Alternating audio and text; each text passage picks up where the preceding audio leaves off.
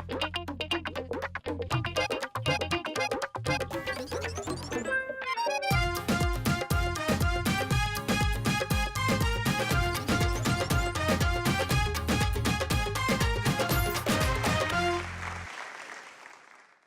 वालेकुम ख़वातीन हज़रात, शुरू करते हैं आज का हस्बे हाल। मैं हूं आपका मेज़बान फरीद रईस। और नाज़रीन, आज हमारे हस्बे हाल में गांव से कुछ लोग आए हैं अपने मसाइल को लेकर। उनकी तरफ चलते हैं और जानने की कोशिश करते हैं कि उनके पास या उनके मसाइल क्या हैं। अस्सलाम वालेकुम। जनाब, खैरियत है जनाब? जनाब बिल्कुल ठीक ठाक। बड़ी मेहरबानी बाबूजी, अल्लाह पाक जिंदगी से तंदुरुस्ती रखे और अल्लाह तरक्कियां दे जनाब। गल ये है कि अपना बेटे फरीद साहब है ना, फरीद साहब। बाबूजी गल ये है फरीद साहब कि हम सारे जो लोग हैं ना जी, हम शीरे वाली से आते हैं, हमारा गांव है शीरे वाली, वहाँ से हम हाजिर होते हैं। असल में जनाब ये हमारे गांव के चौधरी साहब हैं। तो इनसे मसाइल अब हल नहीं होते, सीधी बात है। ये भी सियासतों में पड़ गए हुए हैं, किसी को नाराज नहीं करते। कभी कह देते हैं कि हुण सारे मेरे पिंड के हो, मैंने सबकी इज्जत का ख्याल करना होता है।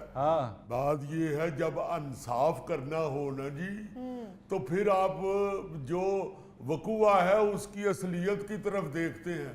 फिर ये नहीं देखते कि इज्जत कितनी खराब हो रही है तो इज्जत लब किनू रही है। लेकिन गांव के चौधरी हैं, वो मसला हल नहीं कर सकते। इंसाफ किया करे ना जी। ये क्या बात हुई कि हुण मैं तुहाडी सुना कि उन्हां दी, वो भी मेरे अपने ने, तुसीं भी मेरे अपने हो। ओ मेरे आप वीरा नेमतुल्ला, जदों तुसीं करना फैसला फिर तुसी इस पार्टी की भी गल सुननी है ते दूजी की भी सुननी है। आहो, तो जब फैसला करते हैं तो फिर तो ना ये कहें कि मैं उनको भी नाराज नहीं कर सकता।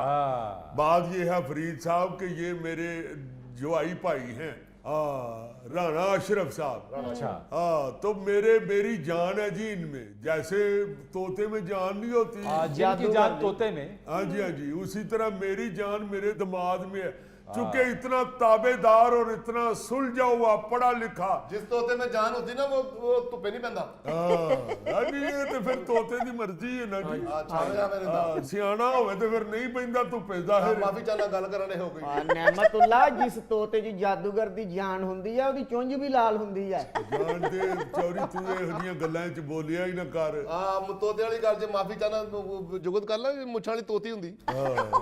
ਨਹੀਂ ਪੁੱਤਰ ਸਾਡੀ ਝੂਠਾਂ ਇਹਨਾਂ ਗੱਲਾਂ ਤੋਂ ਫੈਸਲੇ ਤੁਹਾਡੇ ਹੱਕ 'ਚ ਨਹੀਂ ਹੁੰਦੇ। लो हजूर, ये मेरे ज्वाई भाई है राणा अशरफ साहब। अच्छा जी। और मेरे पास ही गांव में शिफ्ट हो गए हुए हैं। क्या बात है जनाब। क्योंकि अल्लाह इनको जिंदगी से तंदुरुस्ती दे। जब ये बारात लेके आए तो मेरी बच्ची को ब्याह के ले गए थे। अच्छा। मगर जब आना जाना हुआ तो इन्होंने कहा कि आपके गांव के बड़े मसाइल हैं और बड़ा पस्ता हालत है आपके गांव की, तो मैं चाहता हूं कि आपके गांव को मैं तरक्की की राह पे गामजन कर दूं। मैं चाचे के पास ही रहता हूँ, मैंने चाचे के लिए दुनिया छोड़ दी है। घर दामाद बन गए आप। जी हाँ, मैंने ललियानी मैंने छोड़ा, पंबे चुगिया मैंने छोड़ा, फरूकाबाद मैंने छोड़ा, माँ बाप इसने छोड़े। गल हो जी ना करया कर, जितना इथे फिर हाथा पाई ओ ताया कर ले, की कर लेगा? अच्छा दादू, ताया है तेरा। बस यार ना लड़े। इस बात से ही आप समझ गए होंगे कि कितना बदतमीज आदमी है ये सका भतीजा जे मेरा। अब देखो बोलन किवें डे है चाचे दे नाल। चौधरी शहजाद नाम है जी मेरा। वो मेरा भाई है जी, वो जो परे बैठा हुआ है बेहिस्सा आदमी। आज तक ये बच्चे को कंट्रोल नहीं कर सका कि तेरा ताया लगता है तो तमीज ना बोलिया। मैं कभी बाबू जी भरा नहीं समझा, मैं इन्हों अपना बाप समझा। बच्चा ਇਹੋ ਜਿਹਾ ਅੱਜ ਕੱਲ ਮੂੰਹ ਜ਼ੋਰ ਹੱਥ ਨਹੀਂ ਹੁੰਦਾ। मुंह जोर है तो मुंह तोड़िया नहीं जाता। अब देखे फरीद साहब, अब मसला क्या है ताजा। मसला ये है कि ये भतीजे मेरे ने ना जी गांव में कनक खरीदी है 5000 रुपये मन। अच्छा भाई यही नहीं बोले, मगर हमारा हक बनता है कि अगर हमें कहीं से सस्ती चीज मिले तो हम खरीदे। बिल्कुल आपका हक है।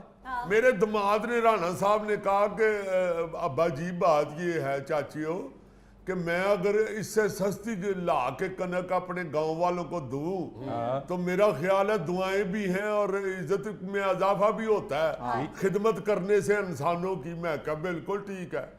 ये अपने गांव चले गए उधर है जी। इन्होंने अपने गांव में जाके जाते ही है ना जी पिंड अपने, तो सारा पिंड दरवाजे बंद कर लेता है। ਹਾਂਜੀ ਹਾਂਜੀ ਲਾਲ ਨੇਰੀ ਤੇ ਰਾਣਾ ਜਦੋਂ ਪਿੰਡ 'ਚ ਬੜੇ ਬੂਹੇ ਲੋਕੀ ਬੰਦ ਕਰ ਲੈਂਦੇ ਉਹ ਲੋ ਫੇਰ ਆ ਗਿਆ ਜੀ। ਤੈਨੂੰ ਤੇ ਉਂਝ ਹੀ ਨੇਰੀ ਨਹੀਂ ਚੌਰੀ ਭੁੱਲਣ ਡਈ, ਜਦੋਂ ਨੇਰੀ ਚੱਲੇ ਕਦੀ ਟਾਲੀ ਤੋਂ ਲਾਈਦਾ ਚੌਰੀ, ਕਦੀ ਕਿਸੇ ਦੇ ਕੋਠੇ ਤੋਂ ਚੁੱਕ ਕੇ ਲਿਆਈਦਾ ਚੌਰੀ, कभी किसी कंध दे नाल लगा हुंदा चोरी, जानदे की करना है। अच्छा, तो गांव के लोग क्यों दरवाजे बंद कर लेते हैं? वो बाबूजी इसलिए मुझे देख के बंद कर लेते हैं, दूर बैठे सुन रहे ना। हाँ सुनते ने पुत्र। कान ठीक है अभी? जनाब मैं अपने पिंड दा बूहा कोई खुला रहने नहीं दिंदा, हालात ठीक नहीं है और मैं बंद करके रखता हूँ दरवाजे। ना कोई बंद करे तो मैं खुद जाके रात को बंद करता हूँ।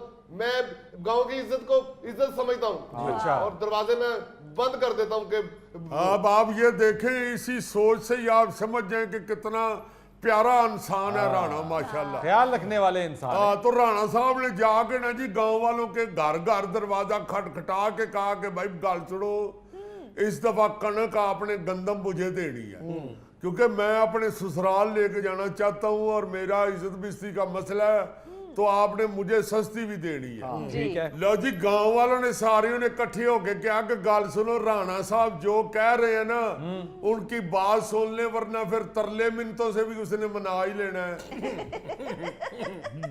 अल्लाह तो बहु फरीद जी, मैं ऐसा करता हूँ कि गांव वाले मेरी बात भी सुनते हैं और हर दफा अपने ऊपर से वार के देसी कुकड़ी भी देते हैं। तो राणा साहब ने कहा कि बात ये है कि 4000 रुपए मन में दूंगा तो मुझे गंदम दे दे। ठीक है। लो जी राणा साहब ने 4000 रुपए मन गंदम दे दी। लेके आ गए, इस बात की इनको चिढ़ चढ़ गई है कि ये हमने 5000 रुपए मन खरीदी है खुद, तो हमने बेचनी है इससे ऊपर, ये 4000 रुपए मन क्यों ले आए? ਉਹ ਤਾਇਆ ਉਹ 3000 ਰੁਪਏ ਮਨ ਵੀ ਲੈ ਆਂਦਾ ਤੇ ਵਾਰਾ ਨਹੀਂ ਸੀ ਖਾਣੀ, ਖਰਾਬ ਗੰਦਮ ਲੈ ਆਇਆ ਜੇ। खराब केड़ी नीले रंग दी गंदम ले आया? ਮੀਂਹ ਚ ਭਿੱਜੀਏ ਲੈ ਆਇਆ ਪਰ ਕਣਕ। ਮੱਤ ਵੱਜੀ ਹੈ ਤੇਰੀ ਛੁਦਾਦੂ, ਹਲੇ ਹੁਣ ਤਾਂ ਤਾਜ਼ੀ ਤਾਜ਼ੀ ਵਾਢੀ ਹੋਈ ਹੈ ਤੇ ਖਰਾਬ ਕਣਕ ਉਹਨੇ ਕਿੱਥੋਂ ਲੈਣੀ ਹੈ? ये लालची लोग हैं जनाब, इन्होंने 5000 से ऊपर प्रॉफिट भी लेना है। तो राणा साहब ने 4000 रुपए गंदम ले आके तो 4 की दी है। वो मैं कह राणा साहब बचेगा की? कहते ने जेड़ी मैं बोरी घर छड़ के आवांगा ओदी मजदूरी मैनू बच जाएगी। हर घर में राणा साहब कणक की बोरी अपने कमर पे उठा के छोड़ के आए हैं। माशाल्लाह माशाल्लाह, मजदूरी का 18000 रुपया बचे है। अच्छा, हर घर में बोरी खुद छोड़ कर आए? हाँ जी, फिर राणा किस चीज की दवाई है राणा? मैं पिंड वाले काम नहीं कर दिंदा। पिंड च कोई बिल्ली छड़नी होवे दूर नहर ते मैं छड़ के आउणा। कोई बकरी बीमार हो जाए, अल्लाह माफ करे, मोढियां ते रख के मैं लैके जाना हस्पताल, नाल मुंह ना करना लोकी राह दे, हासे वाली गल नहीं बाबू जी, लोकी राह दे दिंदे आ कि राणा आउंडिया। कोई पिंड च विआह होवे, मैं मुंडे वालियां दा छुहारे वाला थैला कुड़ी वालियां घर छड़ के आउणा। हाँ जी, ਇੱਕ ਦਿਨ ਆਪਣੇ ਘਰ ਛੱਡ ਆਇਆ ਤੇ ਫਿਰ ਉਹ ਬੇਇੱਜ਼ਤੀ ਹੋਈ ਹੈ ਨਾ ਰਾਣੇ ਦੀ। ਇਹ ਤਾਂ ਤੁਹਾਨੂੰ ਸਾੜਾ ਹੈ, ਇਹ ਤਾਂ ਤੁਹਾਨੂੰ